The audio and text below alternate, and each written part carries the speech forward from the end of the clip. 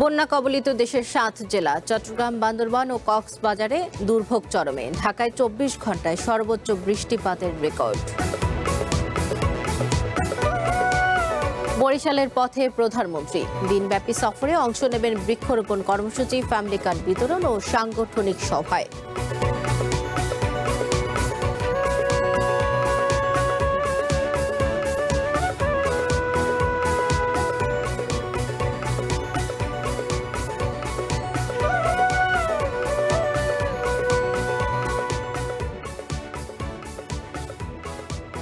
স্বাগত ওয়ান বুলেটিনে, আমি সওদা ইসলাম। শুনছিলেন সংবাদ শিরোনাম, এবারে জানাবো পুরো খবর। অতিবৃষ্টি, পাহাড়ি ঢল ও পাহাড় ধসে দেশের ৭ জেলার ৫৮টি উপজেলা বন্যা কবলিত। টানা ভারী বৃষ্টি ও পাহাড়ি ঢলে চট্টগ্রাম, বান্দরবান ও কক্সবাজার সহ বিভিন্ন অঞ্চলে দুর্ভোগ চরমে পৌঁছেছে। প্রাণহানি ছাড়াও ভেঙে পড়েছে যোগাযোগ ব্যবস্থাও। খাবার ও বিশুদ্ধ পানির সংকটে মানবতার জীবন কাটাচ্ছেন দুর্গত এলাকার বাসিন্দারা। অন্যদিকে বান্দরবান ও মৌলভীবাজারের অনেক এলাকা তলিয়ে আছে। বিচ্ছিন্ন রয়েছে সড়ক যোগাযোগ, বন্ধ রয়েছে বিদ্যুৎ ও ইন্টারনেট সেবা। গাইবান্ধা ও তিস্তাপাড়ে তীব্র আকার ধারণ করেছে নদী ভাঙন। নতুন করে বন্যার আতঙ্কে দিন কাটাচ্ছে উত্তরাঞ্চলের মানুষ। বান্দরবানে বৃষ্টি না থাকায় কমতে শুরু করেছে সাঙ্গু নদীর পানি, তবে কাটেনি মানুষের দুর্ভোগ। এখনো শহরের নিম্নাঞ্চল সহ বিভিন্ন এলাকা তলিয়ে রয়েছে। বিচ্ছিন্ন সড়ক যোগাযোগ, বিদ্যুৎ ও ইন্টারনেট সেবা বন্ধ থাকায় চরম ভোগান্তিতে পড়েছেন জেলার বাসিন্দারা। নষ্ট হয়ে গেছে আসবাবপত্র, খাদ্য সামগ্রী ও প্রয়োজনীয় জিনিসপত্র। আমার বাচ্চা অনেকদিন ধরে অসুস্থ, ডাক্তারের কাছে নিয়ে গেছি, পানির জন্য এতদিন নিতে পারতেছি না। আমার এখানে অনেক জিনিস ক্ষতি হয়েছে। এই পর্যন্ত আমার ২৩ সাল পর্যন্ত আমি অনেক কষ্ট করেছি, এক পিস মালপত্র বার করতে পারিনি। দেখা দিয়েছে বিশুদ্ধ পানি ও খাবারের তীব্র সংকট। পানিবন্দী মানুষ পাচ্ছেন না প্রয়োজনীয় সেবাও। আজকে ৫ দিন ধরে খানা খাইতে না, খিচুড়িতে হয় না, পোলাপন লাগিয়া খাবার আনতে পারি না, পানির লাগিয়া। আমরা এখানে মনে করেন অনেক কষ্টে আছি, মাল সাবানা নিয়ে, পোলাপান নিয়ে, সর্বকিছু নিয়ে। আজকে ৫-৬ দিন ধরে পানিবন্দী আছি আমরা। আমাদের আশ্রয় কেন্দ্রগুলিতে এখন ৪,০০০-এর অধিক আশ্রয় প্রার্থীরা আছেন এবং তাদের ত্রাণ সামগ্রী বা অন্যান্য নিরাপত্তা বা অন্যান্য বিষয়ে এখন পর্যন্ত আমরা ওয়াকিবহাল আছি, তাদের কোনো রকম সমস্যা তৈরি হচ্ছে না। কক্সবাজারের উখিয়া, চকরিয়া, পেকুয়া ও টেকনাফ সহ জেলার অধিকাংশ নিম্নাঞ্চল এখন পানির নিচে। দুর্গত এলাকায় দেখা দিয়েছে খাদ্য ও বিশুদ্ধ পানির তীব্র সংকট। পাল্লা দিয়ে বাড়ছে মৃত্যুর মিছিল। রবিবার সকাল পর্যন্ত জেলায় ৮ দিনে মৃতের সংখ্যা দাঁড়িয়েছে ২৮ জনে।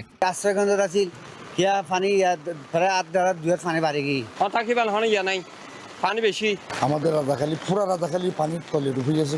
পুরো এলাকায় পানিতে নিমজ্জিত আছে, যেহেতু এখানে পানির এখন সুপেয় পানির তীব্র সংকট। গাইবান্ধায় তিস্তা ও যমুনা ব্রহ্মপুত্র নদের পানি কমতে শুরু করলেও কমেনি ভাঙনের তীব্রতা। উজানের ঢল আর প্রবল স্রোতের কারণে জেলার প্রায় অর্ধশত পয়েন্টে শুরু হয়েছে তীব্র নদী ভাঙন। মৌলভীবাজারে নদ নদীর পানি কমতে শুরু করায় জেলা জুড়ে দীর্ঘস্থায়ী বন্যার সংখ্যা কিছুটা কেটেছে। মনু, কুশিয়ারা, ধলাই ও জুড়ি নদীর পানি বিপদসীমার নিচ দিয়ে প্রবাহিত হচ্ছে। পানি উন্নয়ন বোর্ড বলছে, নতুন করে অতি ভারী বৃষ্টিপাত না হলে নদীর পানি বৃদ্ধির সম্ভাবনা নেই, তবে দুর্ভোগ এখনো কাটেনি। ভাঙতে ভাঙতে এখনো আমার লাশ মুড়তে সরকার কিনা লইছে, আর কিচ্ছু করার নাই। এখন আমি আছি রিস্কের উপরে, আপনারা দেখে যাই। টানা ভারী বর্ষণ আর উজান থেকে ধেয়ে আসা পাহাড়ি ঢলে আবারও ফুঁসে উঠছে তিস্তা নদী। ভারী বৃষ্টিপাতে নদীর পানি বেড়ে যাওয়ায় তিস্তাপাড়ের মানুষের মাঝে নতুন করে বন্যার আতঙ্ক ছড়িয়ে পড়েছে। পানি বৃদ্ধির পাশাপাশি সমানতালে বাড়ছে নদী ভাঙনের আশঙ্কাও। Abdul Al Mamun, one national desk. এই মুহূর্তে বরিশালে কথা বলছেন প্রধানমন্ত্রী তারেক রহমান। আমরা সরাসরি চলে যাচ্ছি সেখানে। বৃষ্টিপাত ছিল না বেশ অনেকদিন, তাই না? বৃষ্টি এই যে হচ্ছে, মাঝখানে অনেকদিন গ্যাপ ছিল না বৃষ্টির। এই যে কখনো বৃষ্টি বেশি হচ্ছে, কখনো বৃষ্টি হচ্ছেই না প্রায়। এই যে আবহাওয়ার এই বিষয়টা, এটা কেন হচ্ছে? কারণ সারা পৃথিবীতে আবহাওয়ার সমস্যা হচ্ছে, কিন্তু বাংলাদেশে বেশি হচ্ছে এই কারণ যে আগে আমরা যখন ছোট ছিলাম তখন শীতকালে যতটা শীত পড়তো, এখানে অনেক মুরব্বী আছে, মুরব্বীরা ভালো বলতে পারবেন যে এখন কিন্তু আগের মতন শীত পড়ে না। এখন আগের মতন শীত পড়ে না। আবার গরমের সময় অনেক বেশি গরম পড়ে। তো এই যে সব সমস্যাগুলো, এই সমস্যাগুলো যদি আমাদেরকে সমাধান করতে হয় বা এই সমস্যার কষ্টটা যদি কমিয়ে আনতে হয়, আমাদেরকে সারা দেশে অনেক গাছ লাগাতে হবে। 20 কোটি মানুষের দেশ, আমাদের যে পরিমাণ গাছ থাকা প্রয়োজন সেই পরিমাণ গাছ সারা বাংলাদেশে নেই। এবং সেই কারণেই শহীদ জিয়া যে কর্মসূচিটি শুরু করেছিলেন, দেশনেত্রী খালেদা জিয়া এই যে বৃক্ষরোপণ কর্মসূচি থেকে এগিয়ে নিয়ে গেছেন, আমরাও বর্তমানে বিএনপি দেশ পরিচালনার দায়িত্বে আছে, আমরা অনেকগুলো কর্মসূচির পাশাপাশি আমাদের এই কর্মসূচিটাকেও সারা দেশে আমরা এই কর্মসূচিটা চালু রাখতে চাই। এবং ইনশাআল্লাহ আগামী 5 বছরে আমাদের পরিকল্পনা হচ্ছে যে আমরা 25 কোটি গাছ, আমরা আগামী 5 বছরে সারা দেশে 25 কোটি গাছের চারা আমরা রোপণ করব। এখন একটি গুরুত্বপূর্ণ বিষয় আছে, আজকে প্রায় এখানে 2000 গাছের চারা রোপণ করা হবে। যারা যারা যে গাছের চারাটি রোপণ করবেন, আপনাদের দায়িত্ব কিন্তু আজকে রোপণ করে চলে গেলেই কিন্তু শুধু রোপণ করলেই কিন্তু কাজ শেষ হয়ে যাচ্ছে না। একটি শিশু যখন ভূমিষ্ঠ হয়, শিশুটা ভূমিষ্ঠ হলেই কিন্তু বাবা মায়ের কাজ শেষ হয়ে যায় না, বরং শিশুটা ভূমিষ্ঠ হবার পরে শিশুটাকে যত্ন সহকারে গড়ে তোলা, যত্ন সহকারে মানুষ করাই হচ্ছে সবচেয়ে আসল কাজ। কাজেই এই গাছটা যাতে আপনারা আজকে রোপণ করবেন, এই যে 2000 গাছের চারা রোপণ করা হবে, এই গাছটা কিন্তু শিশু গাছ, আজকে শিশুর মতন, এটিকে বড় করতে হবে। কাজেই যারা যারা গাছের চারাটি রোপণ করবেন তাদের কাছে আমার অনুরোধ থাকবে, এবং যেই বাড়ির সামনে গাছটি রোপণ করা হচ্ছে সেই বাড়িতে যারা বসবাস করবেন অথবা আশেপাশে যদি দোকান থাকে, প্রত্যেকের কাছে আমার অনুরোধ থাকবে, আহ্বান থাকবে যে গাছটি একটা সাইজে বড় না হওয়া পর্যন্ত দয়া করে গাছটিকে যে যতটুকু পারেন, যেভাবে পারেন গাছটিকে দয়া করে যত্ন করবেন যাতে গাছটি বড় হতে পারে। কারণ এই গাছটি যদি বড় হয়, আপনি বুক ভরে শ্বাস নিতে পারবেন। এই গাছটি যদি বড় হয়, এই গাছটি বড় হলে এই গাছের তলায় আপনি শান্তি মতন ছায়ায় বসতে পারবেন। কাজে এই গাছটি আমাদের উপকারের জন্যই হবে, শুধু আপনার না, আপনার সন্তান, আপনার পরিবার, আপনার এলাকার মানুষ, আপনার পাড়ার মানুষ সকলে এই গাছের সুবিধা পাবে।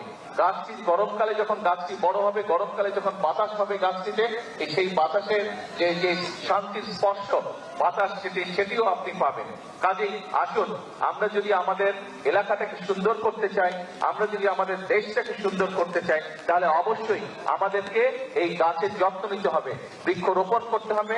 এই বৃক্ষটি বড় হলে যাতে এই বৃক্ষের সুবিধা সকলে পায়, প্রত্যেকটি মানুষ পায়, ওই বৃক্ষের আশেপাশে যারা বসবাস করেন প্রত্যেকটি মানুষ যাতে সেই বৃক্ষের সুবিধাটা পায়, আমাদেরকে সেটাই চেষ্টা করতে হবে। আসুন আল্লাহর নাম নিয়ে বিসমিল্লাহ বলে আমি আমার চারাটি রোপণ করছি। যারা যারা এখনো রোপণ করেননি তাদেরকে অনুরোধ করব, কিন্তু মূল কথা হচ্ছে যে শুধু আজকে রোপণ করে চলে গেলেই হবে না, গাছটি যত্ন নিতে হবে যাতে গাছটি বড় হতে পারে। আপনি যেরকম সন্তানকে দেখেন বড় হতে, সন্তান যত বড় হয় আপনার বুকটা ভরে উঠে আনন্দে, ঠিক এই গাছটি যারা যারা রোপণ করছেন বা গাছের যাদের দোকানপাট, বাসা বাড়ির আশেপাশে বা সামনে এই গাছের চারাটি রোপণ করার পরে গাছটি যখন বড় হবে, দেখবেন সন্তান বড় হওয়ার যে আনন্দ, ঠিক গাছটি যখন যত বড় হবে দেখবেন একই রকম আপনি আনন্দ পাবেন। আসুন আল্লাহ দেওয়া এই নিয়ামত, এই আনন্দটি আমরা আজকে সকলে ভাগ করে নিই। হ্যাঁ, আপনারা আজকে যারা 2500, 2000 না, এখানে 2500 গাছ রোপণ করা হবে, যারা 2500 গাছের চারা রোপণ করবেন তাদের সকলকে আমি অনুরোধ করবো, আসুন সুন্দরভাবে আমরা চারাটি রোপণ করি, আমরা একসাথে আজকে 2500 চারা রোপণ। বরিশালে প্রধানমন্ত্রী তারেক রহমান বক্তব্য দিচ্ছেন, আমরা সরাসরি যুক্ত ছিলাম সেখানে। অতিবৃষ্টি, পাহাড়ি ঢল ও বন্যায় হবিগঞ্জ ও সাতক্ষীরায় ফসলের ব্যাপক ক্ষয়ক্ষতি হয়েছে। এতে কোটি টাকার ক্ষতির মুখে পড়েছেন হাজারো কৃষক। এ নিয়ে আরও তথ্য জানাতে হবিগঞ্জ থেকে যুক্ত হচ্ছেন নিরঞ্জন গোস্বামী এবং সাতক্ষীরা থেকে আমাদের সাথে যুক্ত হচ্ছেন নাজমুল শাহাদাত। শুরুতেই যাব হবিগঞ্জের খবর জানতে, সেখানে আছেন নিরঞ্জন। নিরঞ্জন, ক্ষতিগ্রস্তদের তালিকা করা হয়েছে কিনা? সেখানে তো প্রচুর পরিমাণ ক্ষয়ক্ষতি হয়েছে বন্যায়, কি পরিমাণ ক্ষয়ক্ষতি হয়েছে এবং যারা ক্ষতিগ্রস্ত হয়েছেন তাদের কোনো তালিকা হয়েছে কিনা, এবং সেখানে সর্বশেষ কি অবস্থা এখন দেখছেন, কি অবস্থা এবং কেমন ক্ষয়ক্ষতি হয়েছে জানাবেন সর্বশেষ। সৌদা, আপনি যেমনটি বলছিলেন, হবিগঞ্জে বন্যায় কিন্তু কৃষিতে ব্যাপক ক্ষয়ক্ষতি হয়েছে। বিশেষ করে ২টি উপজেলার ৪টি ইউনিয়নের অন্তত ২৫টি গ্রামের কিন্তু রূপা আউশ এবং গ্রীষ্মকালীন শাকসবজির জমি পানিতে তলিয়ে গেছে। জেলা কৃষি সম্প্রসারণ অধিদপ্তরের তথ্য মতে এখন পর্যন্ত ১২৬০ হেক্টর রূপা আউশ এবং ২৩৩ হেক্টর গ্রীষ্মকালীন শাকসবজির জমি পানিতে তলিয়ে গেছে। কৃষকরা যেমনটি বলছেন, এই এলাকাগুলো মূলত কৃষি নির্ভর এলাকা এবং এখানে সারা বছরই ধান সহ বিভিন্ন ধরনের শাকসবজি চাষাবাদ করা হয়। এবং এখানকার অনেক কৃষকই কিন্তু জমি বর্গা নিয়ে চাষ করেছিলেন, আবার কেউ কেউ কিন্তু ঋণ নিয়ে তারা চাষাবাদ করেছিলেন। ফলে তারা কিন্তু অপূরণীয় ক্ষতির সম্মুখীন হয়েছেন এবং তারা যেমনটি বলছেন, যদি তারা সময় মতো যদি সরকারি সহায়তা না পান তাহলে আগামী মৌসুমে তারা চাষাবাদ করতে পারবেন কিনা এটি নিয়ে কিন্তু তারা শঙ্কিত। তবে জেলা কৃষি সম্প্রসারণ অধিদপ্তরের কর্মকর্তা মোহাম্মদ আনোয়ারুল হক যেটি জানিয়েছেন, ক্ষতিগ্রস্ত কৃষকদের তালিকা করা হচ্ছে এবং তাদেরকে প্রণোদনার আওতায় আনা হবে। সৌদা। নিরঞ্জন, আপনাকে ধন্যবাদ। এবারে যাব সাতক্ষীরার খবর জানতে, সেখানে আছেন নাজমুল। নাজমুল, সেখানে কি পরিমাণ ক্ষয়ক্ষতি হয়েছে এবং কৃষি বিভাগ কি বলছে, এবং যারা ক্ষতিগ্রস্ত হয়েছে তাদের কোনো সহায়তা করা হবে কিনা, কি ধরনের আশ্বস্ততা করা হয়েছে জানাবেন।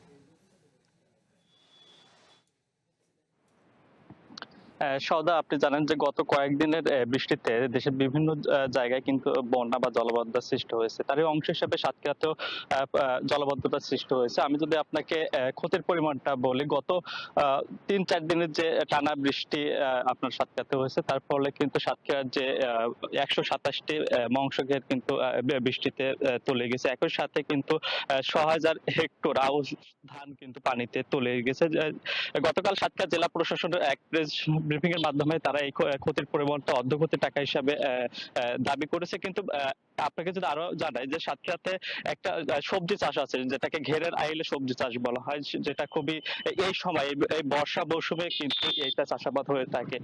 এখন যে সমস্ত ঘের তলিয়ে গেছে সেই সমস্ত ঘেরের কিন্তু এই সবজিগুলো নষ্ট হয়েছে। একই সাথে যে সমস্ত ঘেরের ভেড়িতে পানি উঠে আছে সেখানেও কিন্তু আসলে সবজির প্রচুর ক্ষয়ক্ষতি হয়েছে। এখন এই যে মৌসুমটা আপনার যে ক্ষয়ক্ষতির যে শিকারটা হলো, এখনো পর্যন্ত কিন্তু কৃষি বিভাগ নিশ্চিত করেনি তারা কোনো কৃষককে সহায়তা করবে।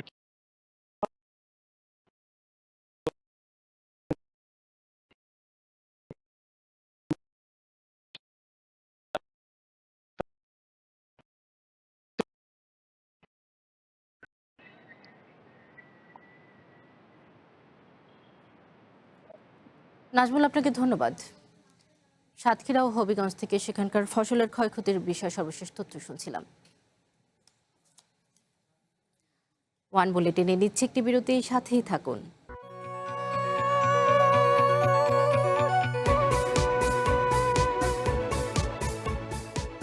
আবারও স্বাগত ওয়ান বুলেটিনে।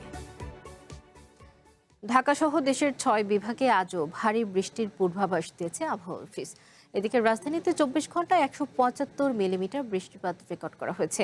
এবারের বর্ষা মৌসুমে ঢাকায় একদিনে এটি সর্বোচ্চ বৃষ্টিপাত।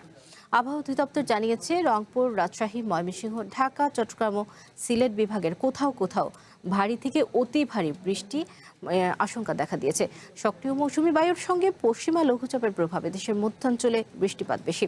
এই পরিস্থিতিতে এসব অঞ্চলের নদী বন্দরকে 1 নম্বর সতর্ক সংকেত দেখাতে বলা হয়েছে।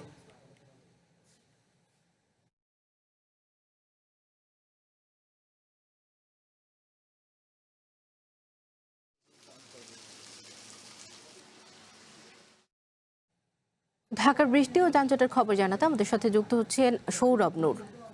সৌরভ, সকাল থেকেই তো আজও বৃষ্টি চলছে, তো সড়কের কি অবস্থা দেখছেন, জলাবদ্ধতা কেমন রয়েছে, এবং যারা অফিসগামী রয়েছেন তারা কি ধরনের সমস্যার মুখোমুখি হচ্ছেন, আবহাওয়া অধিদপ্তর কি বলছে সর্বশেষ জানাবেন।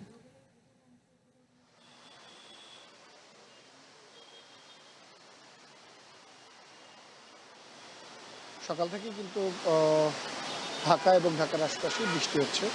আবহাওয়া অফিসের দেওয়া তথ্য অনুযায়ী যে আজও সারা দিন ঢাকা এবং ঢাকার আশপাশের বৃষ্টি কখনো হালকা থেকে ভারী বৃষ্টি চলমান থাকবে।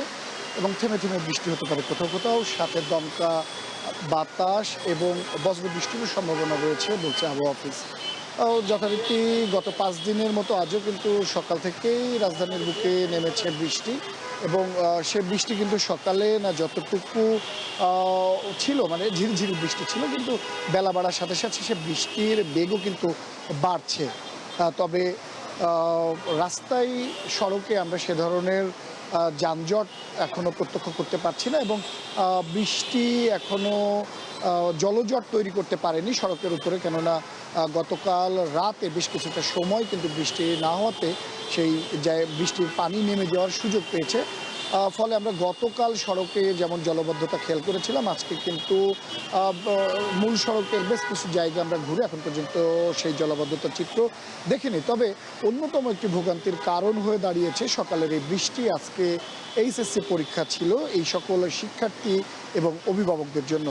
সকাল 10টায় রুটিন অনুযায়ী পরীক্ষা শুরুর কথা থাকলেও আমরা বিএফ শাইন কলেজের গেটে দাঁড়িয়ে থেকে দেখতে পেরেছি যে 9:50 কিংবা 10টার কাছাকাছি সময়েও কিন্তু শিক্ষার্থীরা তাদের পরীক্ষা কেন্দ্রে তখনও প্রবেশ করছেন, কেননা তারা জানাচ্ছিলেন অভিভাবকরা যে বৃষ্টির কারণে যে দূরত্বটি তাদেরকে অতিক্রম করতে হতো আধা ঘন্টা 40 মিনিট বা 20 মিনিটের, সেটার বাড়তি সময় লেগে যাচ্ছে, কেননা তাদের বাসার মুখে বা গলিপথেই কিন্তু কাদা বা জলজট লেগে আছে, সেটি পার হয়ে আসা। এবং আরেকটি অভিযোগ, যেটি বৃষ্টি হলেই কিন্তু যানবাহন সংকট দেখা যায় এই নগরীতে।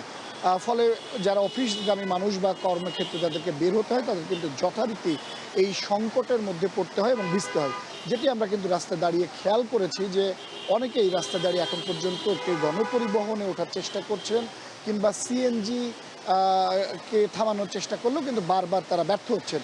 এরকম অভিযোগগুলোই কিন্তু শিক্ষার্থী এবং অভিভাবকদের কাছ থেকেও জানা গেছে, যার কারণে তাদেরকে অনেকটা বিড়ম্বনার মধ্যে পড়তে হয়েছে তাদের কেন্দ্রস্থলে পৌঁছাতে, এবং অনেকে এসে দেরিতে পৌঁছেছেন। তবে তার নগরবাসীর অভিযোগ যে শুধু মূল সড়ক না, গলি পথেও যেন জলাবদ্ধতা নিরসন করা সম্ভব হয়। সিটি কর্পোরেশন কিংবা কর্তৃপক্ষকে সেরকম উদ্যোগ নিতে হবে। প্রতি বছরই বৃষ্টিতে এই বিড়ম্বনার মধ্যে পড়তে হয় নগরবাসীকে, অভিযোগ নগরবাসী।